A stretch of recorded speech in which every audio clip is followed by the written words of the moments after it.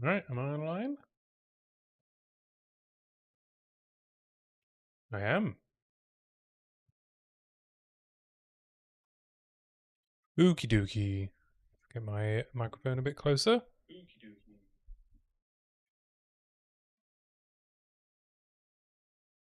So I'm gonna do a different video. I'm gonna do some League start tips and tricks.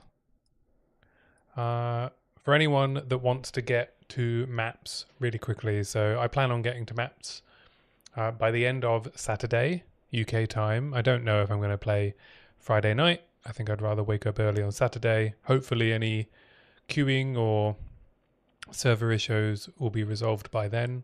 It's a free weekend, so there'll be a lot of people playing. So I've been making a bunch of notes on layout tips for Acts 1 to 3 based on my practice and what I learned from the Campaign Codex Discord. And I have also put together some notes from everything I learned from doing the hardcore solo self-found project, where I wanted to see how far I could get on HCSSF. And I think I learned a lot about leveling as SSF, which applies to the first couple of days of League Start, right? You're going to struggle to buy gear from other players. So you're going to need to use SSF tactics in order to gear up as you go through and get to maps as quickly as possible, if that's your aim, right? If you've done campaign a bunch of times now, like I have, I think I've done campaign 20 times at least, then you need, well, you don't need to, but you'd like to get to maps quicker. And also, I think this is going to be the first league where I really try hard to get to maps and get ahead of the curve and trade.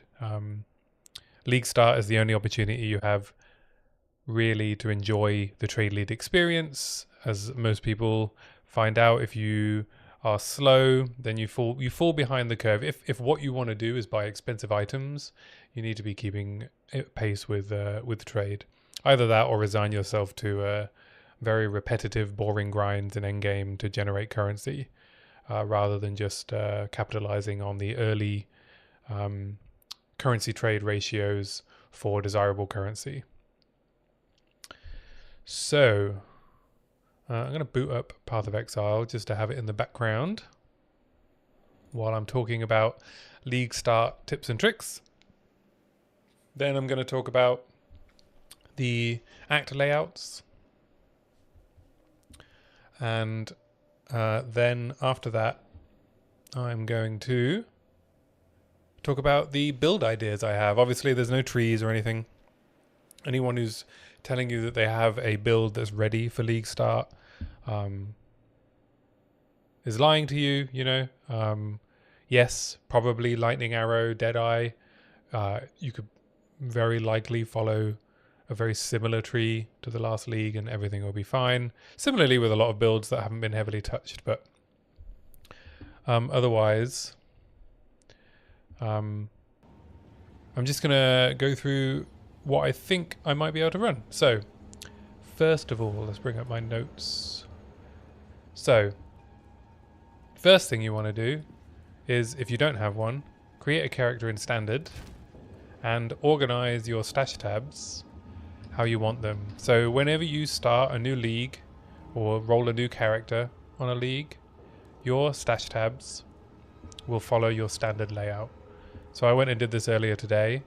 So I have a currency tab, a couple of dump tabs, general dump tabs, one I've labeled for weapons, one I've labeled for uniques. I have the unique collection tab, but I don't like it. I find it, you can't put duplicates in it. So actually I feel like I just want to affinity the dump tab, and then I don't know, maybe if I get like a really good roll of unique, I'll put it in the collection tab. Who knows? Skills, flasks, essences, delirium, ritual, socketables. I have a tablet for tablets, a tab for tablets, breach. Then I have a tab I've labeled good maps. So as I get towards endgame, I like to keep all the maps that I actually want to run that are juicy in a good maps tab, and everything else just goes in the normal maps tab. Expedition, and then unique collections, and then I'm not going to set up my normal premium tabs, but generally I don't know how much I need to convert a bunch of them to merchant tabs, and also I need to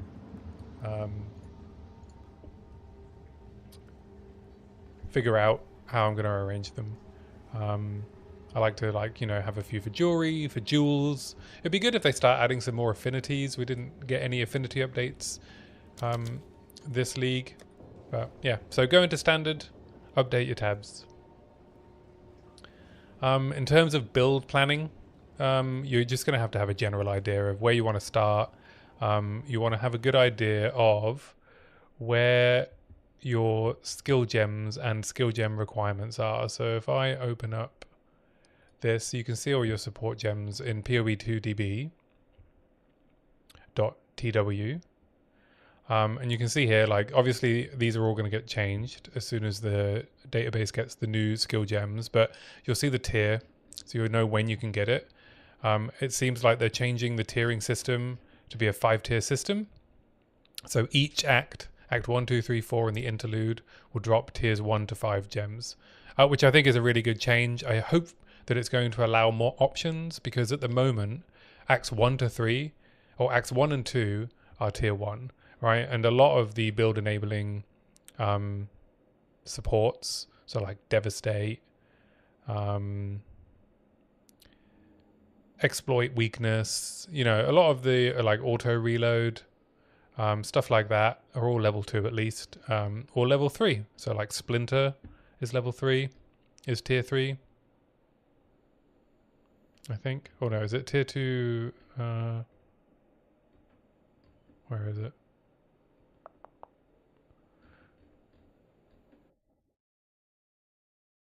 Let's do a search. Okay, no, it's tier 2, right? So breaking armor explosion is tier 2. So just hopefully now, maybe in Act 2, you can start doing armor explosions, which is part of the plan for my build. So yeah, have a general idea of your build. Maybe, in future leagues, you'll be able to have more of an idea in terms of laying out your skill tree, but that's not going to happen this time. But have a good idea of what supports you're going to prioritize. So if you're going grenades early, your first 2 support gems are going to go into scatter shot, and if it's explosive grenade, maybe expedite. Or if you don't care about the delay, you can go magnified effect. Have a plan as well for where you can get rewards that you need in terms of those support gems. Devourer gives you a support gem. Ariadne in a hut gives you flasks and I think a support gem. You get a skill gem from the Chaos boss in the Grellwood, things like that. Artificer's orbs, runes. There's a couple of places you can get those. And I'm going to go through a layout guide after this with a couple of points of interest of note.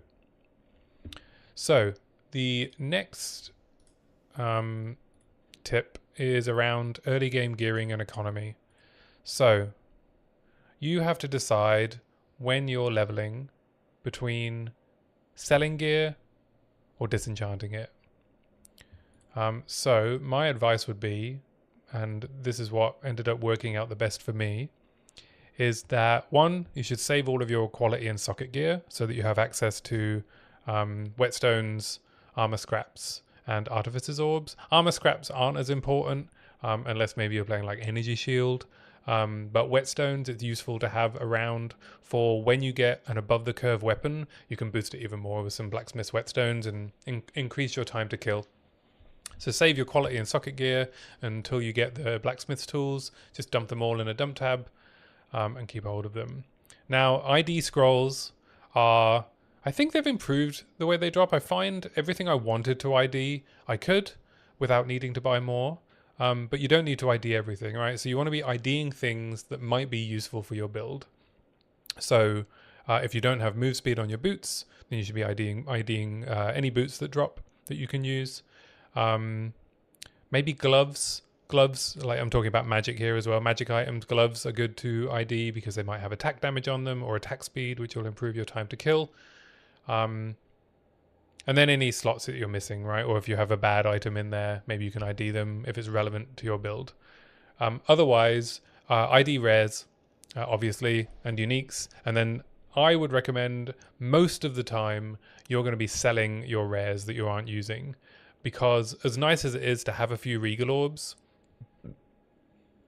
to be able to upgrade a really good magic weapon, for instance, the chance of it hitting something good, and I mean, I've been very lucky with my Regal and Exalts sometimes, but the chances are pretty low that it's going to hit something good. However, vendors, as you level up, will refresh with new rares and new good magic items, and you want to be able to buy them. And the only way to generate enough gold to be able to buy rares at the vendor is to be selling your rares. Also, if you're really stuck, once you get gambling, then that's another opportunity. So Act 2 is an area, the end of Act 2 is an area where you're going to need a pretty good weapon if you don't want Gem and Ra to be a complete slog. So towards the end of Act 2, you want to be maybe gambling or buying good weapon bases so that you can craft them and try and get something good enough to take down the boss. If you find yourself, let's say midway through Act 2, a rare from the vendor with a bunch of mods on it costs like 10k gold, I think. So if you have like 30k gold, you can probably start disenchanting rares at that point until you spend it. But otherwise, you want to be selling. If you find a unique that you can't use, just sell it. The chance shard fragment early game is not going to do anything for you, but they sell for at least 1,000 gold, I think. Also, you can use your wisdom scrolls to identify jewelry and belts, and even if you don't use them, they sell for considerably more than armor and weapons. But yeah, otherwise you should be disenchanting your un-ID'd magic items, because that'll give you the few transmutes that you need in order to be able to craft your gear.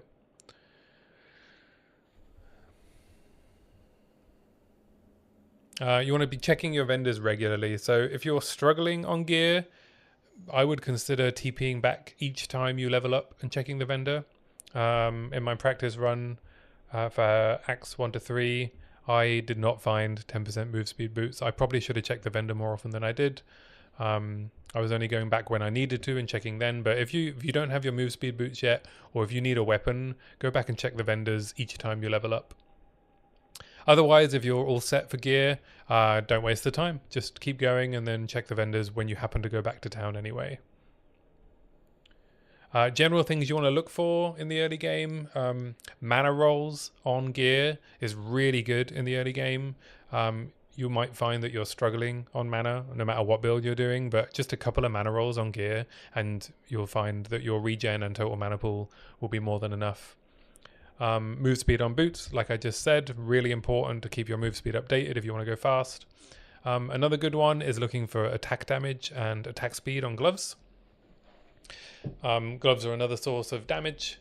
Rings, sometimes the magic vendor has decent rings, but they're quite expensive, so I wouldn't count on it.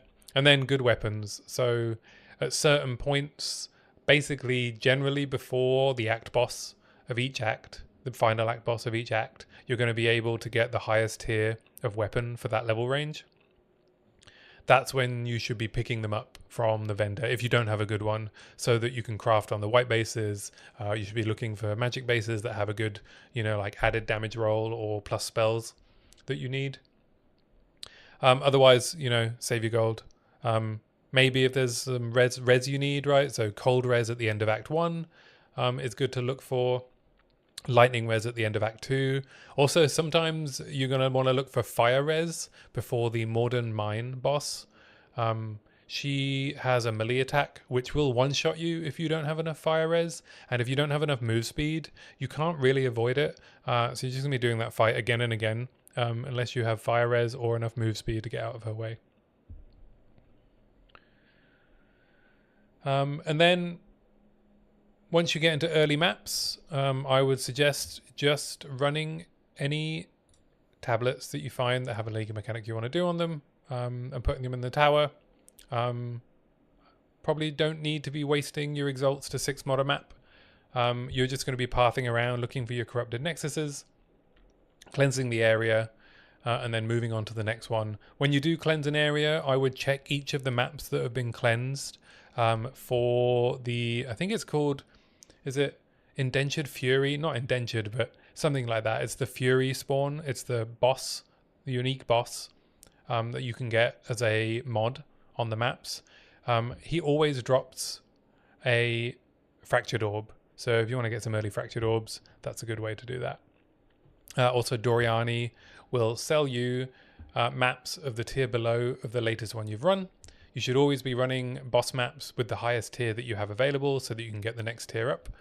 And I think Doriani sells 9 maps, right? 1, 2, 3, 4, 5, 6, 7, 8, 9. Yeah, so that's, if this was a tier 13, that's enough to get a T15 map, right? You can 3-1 your 9 maps and then 3-1 the ones that result. So you can also level up from Doriani. So that's my basic tips and tricks for progressing through the league. And now I have prepared a little presentation. Acts 1 to 3 fast. So these are just some tips for each zone. And as I go through these, you can pause the video and screenshot. But they're going to tell you at a glance the quickest way to get through that zone and any points of interest you might want to pick up and where they might be in relation to the zone. So Act 1, starting zone, you follow the river upstream. You don't need to kill anything, just ignore all of the mobs, open the chests along the way, follow the river upstream and kill Hillock. That'll get you your first level up and into Clearfell encampment. So then you want to go into Clearfell and you want to wall hug around the zone. I tend to turn right. It depends on the layout of the map, right? But basically, all of your points of interest are going to be on the outside of the zone. You want the abandoned camp because it gives you a skill gem. You want the Grellwood entrance checkpoint. Then you want to kill Beera because she's slightly easier, in my opinion, than Devourer. And she gives you your 10% cold resistance. And then you want to head down to the Mud Burrows. Go in and kill the Devourer. And then you can go back to Clearfell. Head straight back into the... head back to the Clearfell encampment. Head back out into Clearfell and then just checkpoint over, which shouldn't have despawned to the Grellwood. In the Mud Burrows itself, the Devourer will be at the opposite entrance to the side that you come in. The Devourer will be on the other side of the map, opposite the entrance that you come in. You might get lucky and go past the hatchery. There'll be a blue pack there for some XP, but I wouldn't recommend getting lost looking for it. If you happen to find it, it's a little bonus. You get some loot. Otherwise, just head over to the Devourer. In the Grellwood itself, there are 4 points of interest, and I do them all at League Start because they're all rewarding in their own way. There is Ariadne's Hut, which gives you a support gem and the 2 medium flasks. There is the Chaos Boss, which drops a skill gem. There is the point of interest that you need, which has the waypoint and the hooded one. And there is the entrance to the Grimtangle. So what I tend to do now, I've run this a few times, all of 4 of the points of interest are in this like diamond shape. If I do a new slide. So what can I draw? Let's just do squares. So let's say your entrance is here. So you'll probably find that things are like roughly, it's not an exact diamond, but roughly like this, right? And then you might find the red veil is like over here somewhere, right? But it could also be over here. So if I can change this to orange. Yeah, so you sort of run in. So what I do now is I basically wall hug around the outside of the zone until I find the Red Veil entrance, and then from the Red Veil entrance I head back to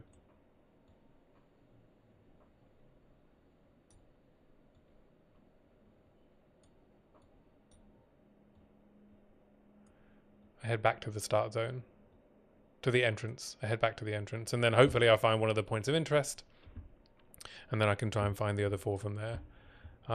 That's the quickest way, I think. Red Veil itself is a cursed zone. I don't think there is a solution for how you find the obelisks. I wall hug a direction and hope for the best. You can kind of spot the like checkpoints that are near the obelisks, or the like open areas, the obelisks at the corner of your map where it won't come up on your mini map, but you might be able to see it before it comes up on your mini map. But yeah, you just have to hope that you get lucky. There's some opportunities to get some weapon upgrades here, because of all of the weapons caches. If you get a rare weapons cache, then you might get lucky and get a decent weapon or speed up your clear. Once you're done with Red Veil, go and do the quest stuff. You need to go back to Clearfell Encampment, get the tools from Renly, then go back to the hooded one, where he's hanging from the tree, use them. Then you need to go back again to the encampment, talk to Una, and then you can port to the Grimtangle. So if you found the Grimtangle, you should have just popped in and got the waypoint so that you can just waypoint directly there.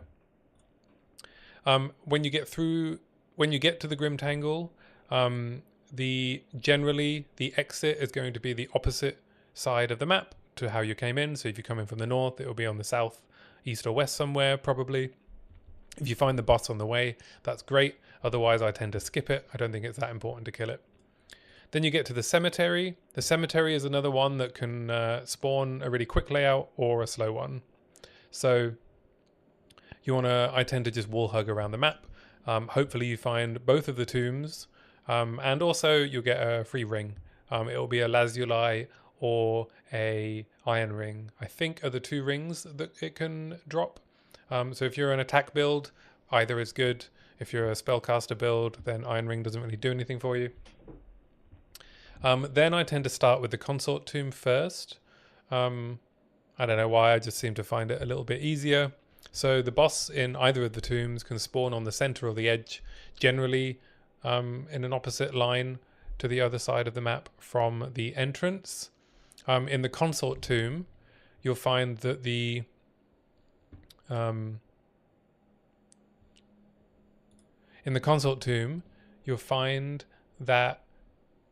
there'll be a point of interest, a dead end, which gives a support gem. And if you've gone that way, you've gone the wrong way. But you get the support gem, kill the rare if you want to, right? It's a Eternal Night, the ones that reflect all of your attacks and spells back at you. Otherwise, just checkpoint back to the entrance and go the other way that you came, and you should find the consort. The Praetor tomb is considerably more annoying in terms of the way it can lay out. It can be a bit of a dead end maze. So I would recommend I just like head straight away from the entrance and then like turn left or right, follow it round. If you find the treasure room, sometimes the boss will just be on the other side of the wall. However, there's no quick way around, right? You have to go back and sort of loop around and find a way to get back to the other side of that wall. It's just they're both just quite annoying areas. Hunting grounds though, it's pretty straightforward. You just wall hug around the zone, all of the points of interest, Crowbell, Freythorn entrance, the rare mob, and the farmlands exit will be like spread around the outside of the map. You don't need to go in the middle at all. Just wall hug around. Careful you don't miss the Freythorn entrance. It can be sort of hidden behind like a small little passageway. And it's quite easy to miss. I've missed it a few times. I normally just pop into Freythorn and get the waypoint and then come back later. because it's quite a challenging area with all of the chaos damage. So I just come and do it when I'm a higher level, right? The spirit gem is probably not going to be a massive upgrade for you this early. So just come back and do it quickly later on so you can get through the zone as quick as possible, because it is just an awful zone. It's like the Maya map, you know. I don't know what the layout solution is for finding the totems and the boss arena. It just seems to be completely random each time with the way it's laid out. So hopefully you get lucky and it goes quick. Farmlands. So you want to grab Una's loot is really important because it gives you skill points. You'll find the house, Una's house, will be in the second kind of like housing area in the farmlands. And the exit will be on the opposite side of the map from the entrance. So you want to follow the road through the first housing area. Then you'll probably get redirected into some farmlands. And then you want to get back onto like a housing type area with the straw huts as quick as you can. And then you'll find Una's house in that second area, in my experience. And then when you're heading to the exit, if you go past the ambush area, then you are heading the right way. That's the right way to the exit. Then we have Ogham Village. So the tools are in one of three places. They're going to be just on the way to your boss. They're going to be on the right hand side of the map or on the bottom of the map. So I tend to just path across the map opposite to the entrance to get to the boss.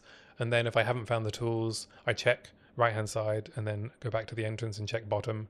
If you have Neversink's loot filter, as you get near to the smithing tools hut, the green item sound will play. There'll be like a bong, and that'll tell you that you're close.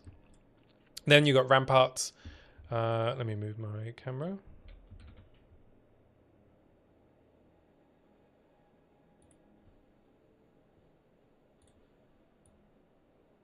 So you can see that. There we go. Let's move me out of the way there so you can also screenshot the whole thing. So ramparts is pretty linear. Just follow the path of the map. It's either like a U shape or an S shape. There'll be a support gem on the way from the hanging corpse. You can grab that. You don't need to run up onto the platform. You can just click it from the floor and pick it up. And then you have the mana. So Candlemas always spawns on the first floor. And in my experience, and I think this is true, always spawns after the first bridge. So you cross the bridge and then you can go and find Candlemas like along the edge of the map around there. And then on the second and third floors, you're just heading opposite the entrance to the other side of the map to get to Count Ogham. And then Ogham himself is, it can be a challenging fight if you don't have any cold resistance or any damage.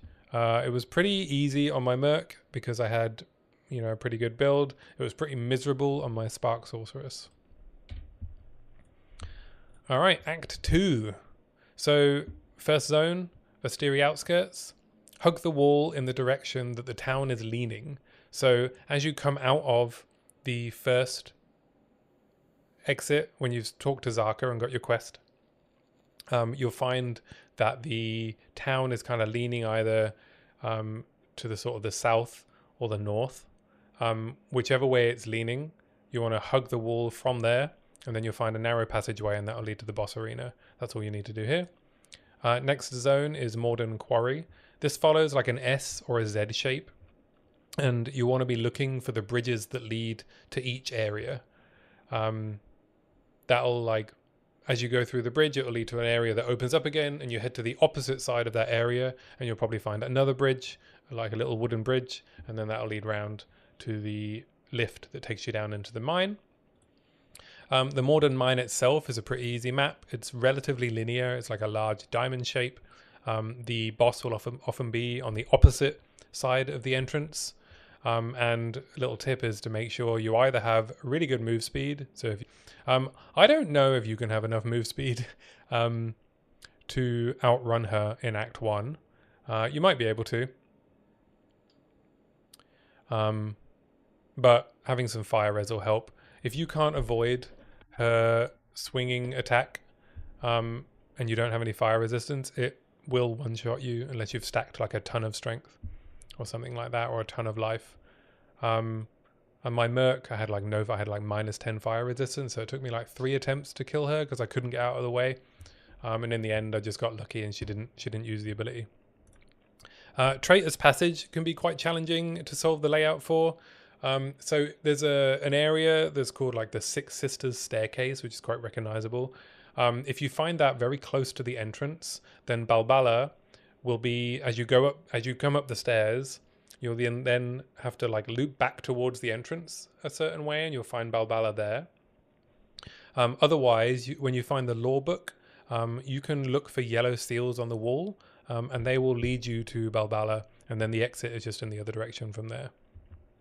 When you get the Sekima trial token from her, I wouldn't recommend running it straight away. I'd run it, I ran it after Spires of Deshar, before I did Dreadnought, and then it took me like 10 minutes to do the trial, which is the ideal scenario.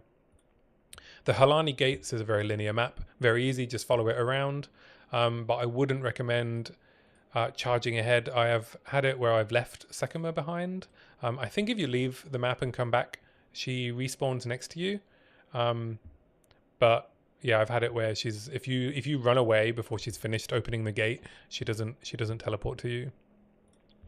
And then you have the 3 paths that you can choose: Keth, the Lost City, Buried Shrines, and then you've got the Badlands and the Bone Pit, and then Valley of the Titans and the Grotto. So it's recommended to do Keth first, because that's where you get the skill points. So in Keth, the main point of interest is the skill points from the boss, and she is always in the middle third of the map. And so in order to find out which bit is the middle third, so you can find her quickly, I would wall hug around until you find the exit, and then you'll see how big the map is, and then you go roughly halfway between the entrance and the exit, and you can just run up and down that segment, whichever orientation it is, and you'll find her. There is a guaranteed amulet drop in one of the tombs. There's 2 tombs. One doesn't have anything in it, apart from, I think, some monsters, and the other one has a chest with a guaranteed amulet in it. Then you head into the Lost City. So the key point of interest here is the jewel, guaranteed jewel from the rare scarab the first time you kill it. The exit is opposite the entrance, and then you won't be able to go through the middle of the map. There'll be a couple of V-shaped bridges on either side of the map that will allow you to get around the middle. And I would recommend in Keth as well killing all of the monsters you come across, because you want to try and get the charm to drop for the quest in the Valley of the Titans.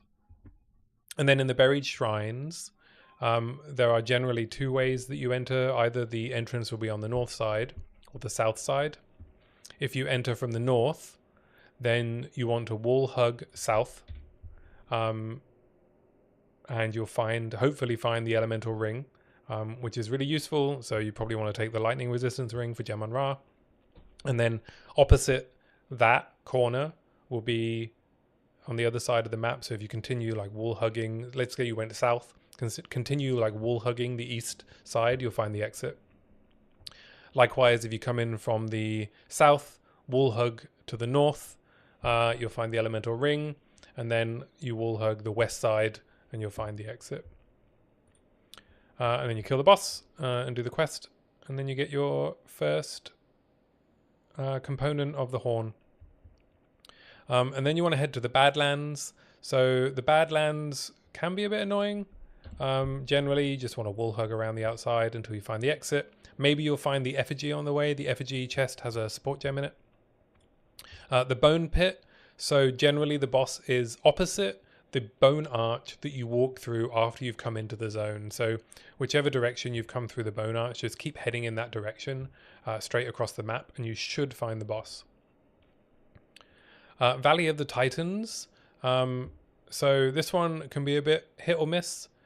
You'll want to wall hug around the outside and hope that you find everything you need, but sometimes 1 or 2 of the things can spawn in the middle.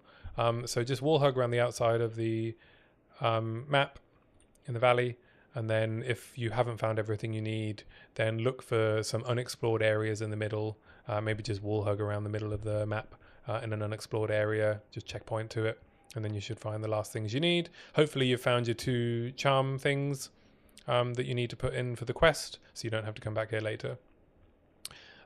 Once you get into the grotto, it can be a bit maze-like. I've definitely got turned around a few times running the wrong direction, but generally the boss is going to be on the opposite side of the map from the entrance. As you can see, there's a theme here. Most of the time you're just heading to the opposite corner of the map.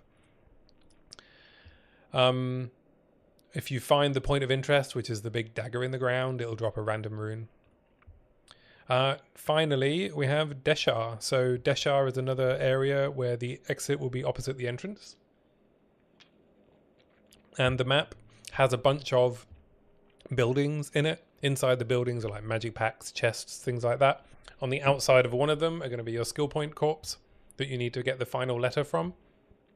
The buildings are all in rows. So once you start finding the buildings, just like follow each of them in its row until you find the corpse that has the quest item on it. And then once you've done that, just keep heading to the outside exit. Path of Mourning. I don't know of a good solution for this. I generally just try and follow the stairs and hope for the best. So if I'm like moving from like room to room and I see some stairs that are going up or down, I just run up those and hope that takes me where I need to go. Spires of Deshar, another one. You're just heading opposite the entrance. The Sisters point of interest that gives you your lightning resistance are probably going to be closer to the boss than they are to the entrance. They can spawn in a bunch of different places though. So I would recommend heading as far away from the entrance as possible in the opposite direction, find the boss, and then if you haven't found the Sisters, then backtrack from the boss and search around there to find them. The Dreadnought itself, and this is where I'd recommend going and doing your Trial of Sekimas. Do it really quickly and get your power upgrade. Then you can go and do Dreadnought. It's pretty linear. You just follow all of the paths. If you are low on XP and you want to generate a couple of levels before the boss, the final checkpoint in the first area of Dreadnought you can respawn at, and there should be magic packs that you can farm there.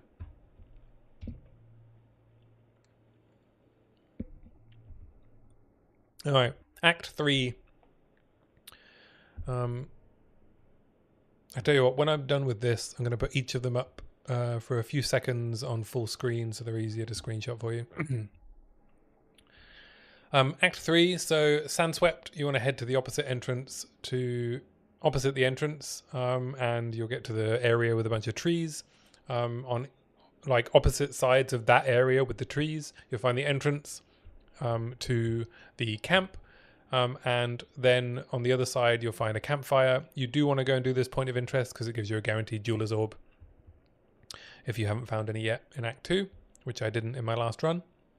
The Jungle Ruins is a massive map. It's a giant square. The belt reward will be on the edge somewhere. The monkey is most likely to spawn in the final third of the map closest to the exit, somewhere along like the 3 squares. Let's say if it was a big square, right, and you divide it into a 3x3 grid, those 3 squares nearest to the exit should have the monkey, but he can spawn in the middle as well. And then the Venom Crypts can spawn in any of 9 places in the map. So if it's split into a 3x3 grid, each one of those squares can spawn the Venom Crypt. So you may find yourself looking for that for a little bit. Venom Crypts can be annoying as well because the room that you need can be either on the edge or in the middle, I think. So here, instead of hugging the outside wall, hug the inside wall and hope for the best. In the Barrens, it's another map where everything you need is on the outside, so you want to be hugging the outside wall. I tend to turn right. I think it depends where you come in, but generally I turn right and hug the outside wall there. You want to be finding the 2 exits, Azak Bog and Chimeral Wetlands, and the waypoint to come back later when you need to get into the waterways. The Azak Bog, again, like Freythorn, when I find the entrance, I pop in and grab the waypoint, and then I come back a bit later when I'm a bit stronger. Just because it's such an area with such narrow walkways, having a bit more player power just makes it feel a bit better. The Azek Bog itself, I think the Azek Bog like spawns in the middle somewhere opposite the entrance now, the boss. But I'm not entirely sure. To be honest, even though the map is smaller, I still tend to get a bit lost. Chimeral Wetlands is another wall hug area. The two exits are generally opposite the entrance and they're opposite each other. So let's say you come in on the southeast side.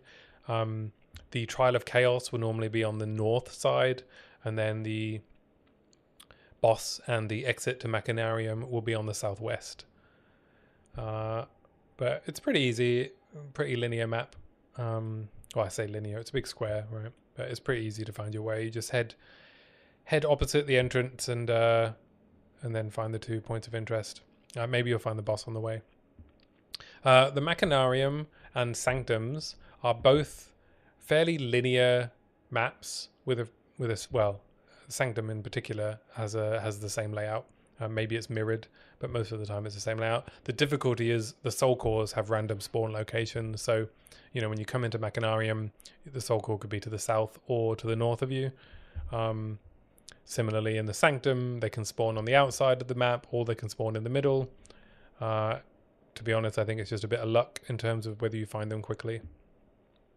Then once you're done with that and the boss, you can go to the waterways. The waterways is very linear. You just follow the levers and the river that's being like drained as you go through. The Drowned City is a area where you need to follow the road.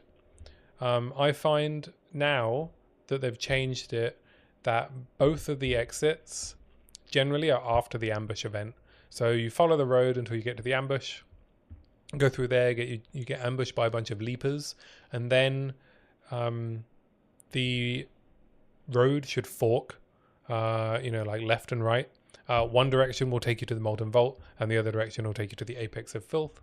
Vault is another area that I grab the waypoint, and then I come back later. Mostly because the boss can be really tough if you're underpowered because of the mechanic of him like jumping back into the lava and it being a timed boss. If you're underpowered, then it can be very frustrating. So just come back later. You don't need the 3-to-1 straight away. Apex of Filth. They made this area considerably less confusing. So I think the way it works now is you sort of come in and there's a pretty clear path to where you want to go. And then you get to this area that kind of opens out and there's some like little stairs and like a wide like stone like platform type thing. I think that is where then the map splits off, where one corner opposite those stairs. So let's say you like come in and like if you're looking at the stairs, like to your like left will be a corner and to your right will be a corner of the map. And one of those corners should be the Cauldron Lady, who is a useful vendor. And also you can get your superior flasks if you get the 3 mushrooms. And then on the other side will be the boss. It can be a tough boss.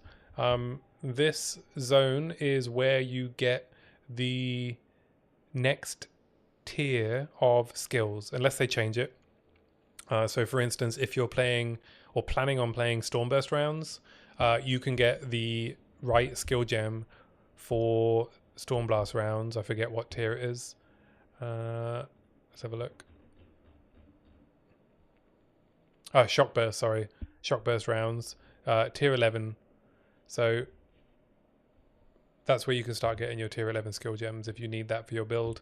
And they'll probably help because the boss can be very difficult. She hits really, really hard. Then you head into the Temple of Kopek. The exits are in the corner. It's a triangle-shaped map. The first floor, I don't know. There's a theory that the exit spawns when you find the third corner, but I'm not sure. I'm pretty sure I found it on my first try before.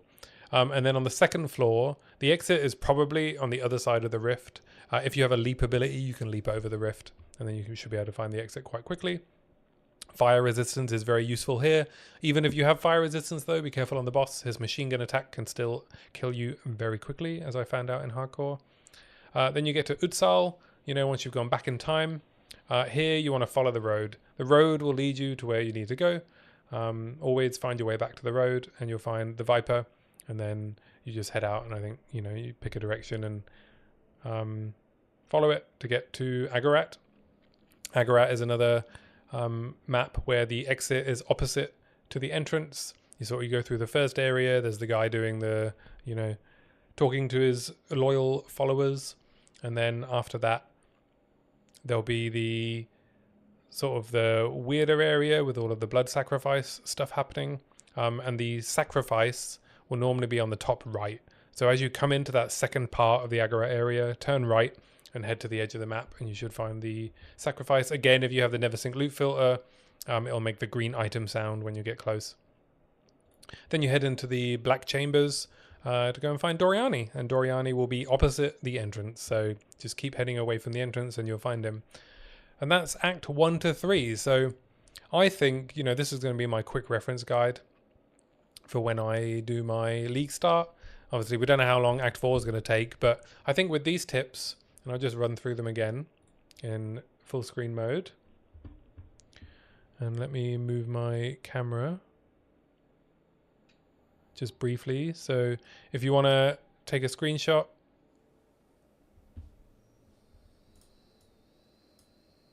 hang on.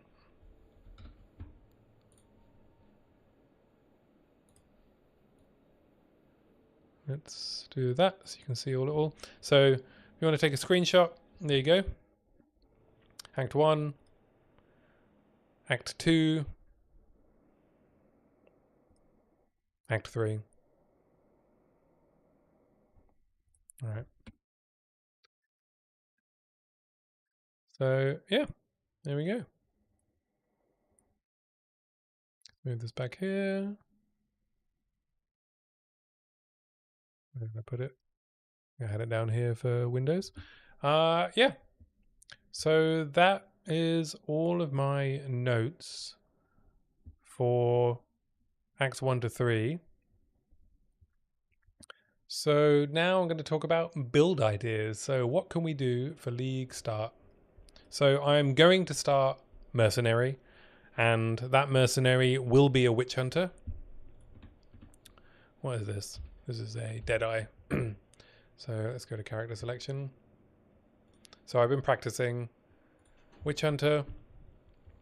So I'm just going to bring it up so I can talk about the Ascendancy.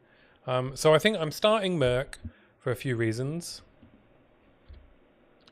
One is I want to play crossbows. No matter what I do, I'm going to play crossbows in some form or another. And I would like to start in this part of the tree. And I just think that Mercenary for the new league looks really versatile. So it's in a really good position starting out for crossbows to go either to the left of the tree for fire and melee and armor stuff, or to the right for ranged, for spears, heading up into spells. And so, yeah, and I'm bored of Deadeye. I've rolled so many Deadeyes, so many Rangers. I want to go back to playing to the class that has the best voice lines and aesthetic. And I think for leveling, at least, Witch Hunter has the most utility. So Zealous Inquisition is getting buffed. Also, pretty sure that Abyss monsters are going to be demons or undead. They're going to be one of those two things, right? So it's being buffed to 15% chance to explode, and that's doubled against undead and demons. So 30% chance to explode, which is really good for clear. Then for bossing, I did put on Culling Strike, but actually I think Witchbane is better for bossing because it slows down how many times they use their abilities. So it just makes harder bosses a bit easier. So when you're fighting Jamon-Ra, he's just going to use his abilities way less. And then, yeah, I think the 100 passive skill set points that they're adding in, this has cooldown recovery now. It's just really interesting for a build making perspective.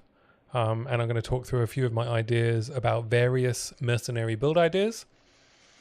They're just going to be rough ideas. We don't know what extra notables we're getting. We don't know, what some of the more of the balance changes are going to be.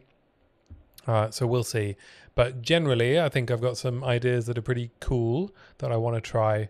Also, I think they've buffed banners considerably. But we'll have to see. I'm going to test it, but we'll have to see how hard it is to generate the 200 glory you need to cast it for like an 8-second buff. But the war banner now has much more attack damage, much more attack speed. It's only a 30 spirit reservation. So we'll see. It might be worth dropping. And if you end up playing Tactician, you can drop like all of the banners. I don't know if that would be worth it though. And I think defense-wise, makes more sense to lean into the evasion and deflect side of the hybrid than it does to lean into armor and elemental damage reduction. Just because you're not really going to be getting enough armor to make any considerable dent into the damage reduction. But you can get some you can get leather-bound gauntlets if you want, if you get like a really thick pair of armor gloves, and you get all that evasion rating, and then lean into deflect, I think is going to be the route. So possible end game builds. So I think one of the ideas is Tactician Frostfire. So that's leveraging the Tactician's ability to build up Immobilize. So the change that's been made to Tactician is that instead of pin build-up, now it's Immobilize build-up. So let's bring up the early access. Let's go to the patch notes for ascendancy changes.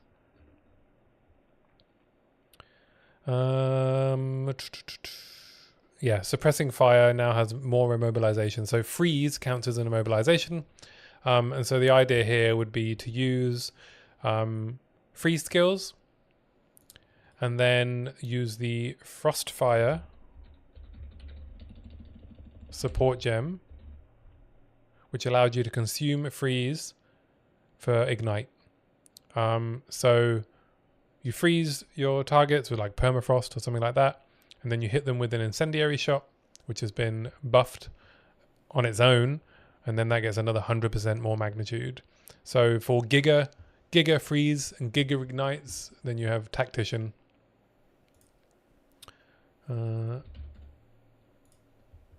Yeah, so that's one of the ideas for that. The next idea I have, and I'm just going to put this in the presentation. Do a new slide.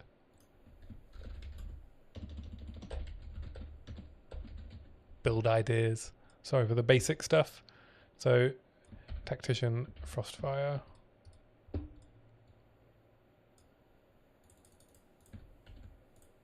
There we go. The next idea is Frost Explode Crossbow.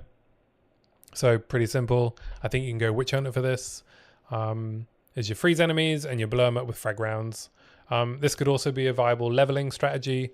I think leveling wise, I'm just going to go with whatever's feeling good. So I would like to level with armor break, high velocity rounds, and frag. Just because I like the idea of that, and then maybe get some fire damage in there and lean into we've seen one new notable already that fire damage can take advantage of armor break. So you could also do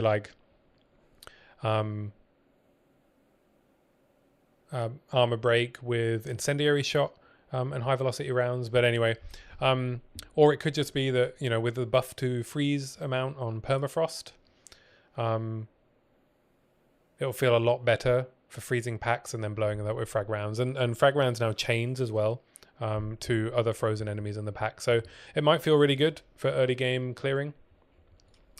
The next crazy build, which I think might be cool, is a Witch Hunter spell and crossbow. So with the 100 passive points, you could create a basic skeleton that kind of takes you around here, maybe to this dual node, or you can come down here and then come up here maybe, and then you can use the 80 or so points you have left to path up to all of the spell and curse nodes. So you can either do a weapon swap. So instead of doing frag rounds, you could like freeze all your enemies and then snap them, or vice versa, right? If you don't want to keep swapping ammo types, because I think swapping between 2 shotgun ammo types might be annoying still because of the reload delays. You could use something like Ice Nova to freeze all of the enemies and then frag rounds to blow them up. And then you can use like all of the curse nodes. Where are they? Like stuff like, no, that's chaos skills. Where are the curse nodes? Well, I can't find any of them. Search. Yeah, you got like curse magnitude and activation here. You got area of effect of curses here. Duration and magnitude. Duration and magnitude. You could do, there's a +1 curse notable, right? So you could do some cool stuff with spells and curses as your weapon swap with your 100 extra points. The next one is the one I just talked about, and the one I was really most excited about playing, just because I've not really played with it before. It's a pure crossbow,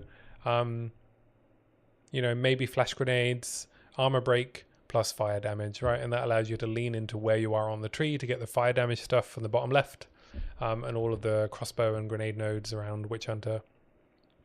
I think that might be cool. So you can break their armor with like flash grenade and heavy stun and devastate and stuff like that. Hit them with a HVR and then either incendiary shot or frag rounds to do a bunch of damage. Then there's another weapon swap build. We have with mace and crossbow. And you could do like an ignite based build. You get access with the melee side of the tree. You get endurance charges if you want to use them.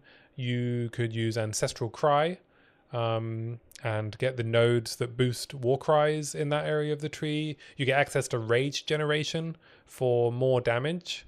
And then you can use stuff like, Flash Grenade, Hammer of the Gods, maybe. I don't know if the stun time on Flash Grenade is enough to get the Hammer of the Gods off, but it's an idea. And then you also have access to Leap Slam if you're using Mace. Or if you're using Mace and a shield, you also get Shield Charge, stuff like that. You could play around with it. You could also do the melee skill plus projectile combos you have like around the southeast of the tree where like Huntress is, which is an interesting idea as well. So what is it? You get like projectiles fork if you have done a melee attack, like something like that. Strike range if you've dealt a projectile. Projectiles have a chance to fork if you don't let me hit. I don't know if any of this stuff is any good. There aren't many. You could like stun with your melee damage, right? You do stun build up and then do stuff like that. But yeah. Or you can just, grab a bunch of melee skills and warcry stuff over here. But yeah, that might be a cool idea. I just really want to use Ancestral Cry because it looks really sick. Another idea is to do Fire and Lightning. So one of the ideas I have, Thunderous Leap, is a detonation skill. So you could do grenades and then Thunderous Leap to detonate them, which it might suck, but it will look really sick. And with instant weapon swap, you can fire off your explosive grenades and then immediately Thunderous Leap into the pack. Having a spear and shield also gives you access to rage generation through melee attacks, and spears attack significantly faster than maces, so that might be a quick way to generate a lot of rage really quickly. Also, you could do something like elemental sundering. So you could do like ailment combinations. You could like ignite all of your enemies with incendiary shot or something like that, and then elemental sundering them. Or you could freeze them and do elemental sundering. I just think there's a really cool design space you can have with spears and crossbows, or grenades and spears. And you could also, if you want to, for your weapon swap, just go and pick up all the move speed stuff on Deadeye for your spears, like in the ranger area. So yeah, that's one that might be cool to try out. And the last one is totem weapon swap. So this is probably a tactician build because you get the auras from the totems. I don't know if the auras stack from the same totem, so you could get like 3 mortar cannons, which possibly each of them give you 15% damage as extra fire. I hope they stack. That'd be really cool. So that's 45% damage as extra fire. And then you could use explosive shot as your detonator. So you can just have your mortars firing off. And then, yeah, get the damage bonus, smash things with explosive shot. Maybe you switch out the grenade to something else for bossing. But yeah, I think I'm still leaning towards Witch Hunter just because, one, it's really versatile for leveling. And then even in the end game, I think the 100 passive points is just like a really interesting design space for builds that we can do some really cool stuff with either mace and crossbow, spears and crossbow, or spells and crossbow. And a spell crossbow Witch Hunter is also very flavorful. I don't really have any ideas for gemling yet. I'm not really sure what to do with gemling. I haven't really thought about it in great deal.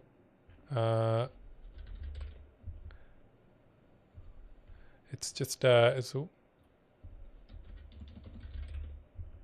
are genuinely legionnaire, right? We've got the new thing here. Where is it? Instead of advanced thaumaturgy, right, we have that balancing ability. For each skill color socketed gem that is most numerous, gain one of these, right? And there's a lot of questions about whether or not this is going to be balanceable in the sense of, if you balance all 3, do you get all of them or none of them? Because either they're all the most numerous or none of them are the most numerous. Could you get 2 of them because it says 4 each? So maybe you could get 2 out of 3 because then you have 2 that are the most numerous and 1 that isn't. We'll have to see. I will let someone else test that, I think. And then there's like a charge generation thing you can do. But 8 seconds is a really long time per charge. We'll have to see. Maybe you could do one where, you kind of balance. I don't know if you could actually balance these. The higher total strength requirement. Yeah, that'd be really difficult to balance. But you could do one where you're like consuming endurance charges. Who knows? I think it's the more interesting design spaces are, the tactician, like either mortar cannon, totem stuff, or the like immobilized frostfire stuff, and then Witch Hunter with its 100 new passive skill points, which is really cool. So those are my ideas. Don't know what I'm going to play yet. I'm probably going to be leveling either like Frost Explode or Grenades. Probably not Armor Break unless they bring the level requirement down for things like Armor Explosion and Splinter. I think Armor Break early on is a bit of a trap. I think it's better off to go for something that has better pack clearing with a bit of single target. So I don't know. It's probably going to be Grenades, right? Grenades are pretty reliable. But I just think also crossbows will feel just enough better to level with the no movement speed penalties on changing weapon ammo types and reloading, and a bit more acceleration out of the end of shooting animations. So we'll see. So that's my ideas. What was that? How long have I been going? Wow, that was an hour. Okay, I'm going to have to trim that down a bit. For when I make the video. So yeah, there we go. My tips and tricks. I'm just gonna, let's make a new slide here. I'm just gonna copy in my tips and tricks. Maybe they'll make it into the YouTube video.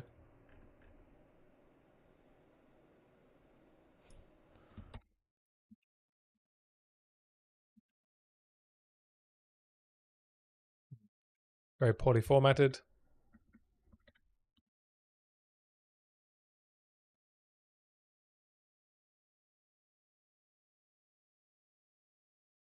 Did not paste very well.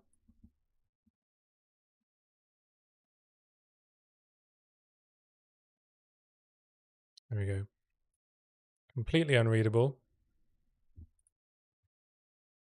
What is happening?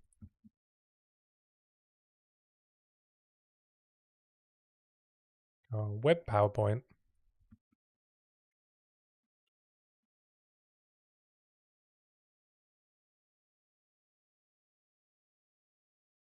There we go. I don't know if that's readable. I'm going to put that up there. Again, little tips and tricks.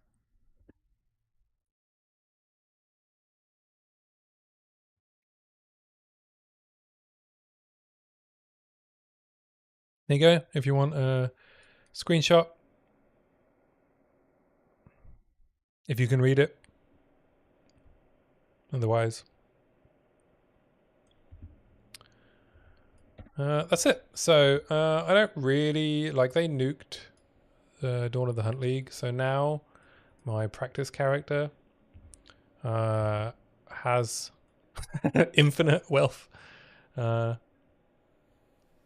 because it's in solo self-found, and a bunch of my stuff got migrated there. So I have like 5 million gold and like a bunch of divines and stuff. So I think I'm done with practicing for the new league.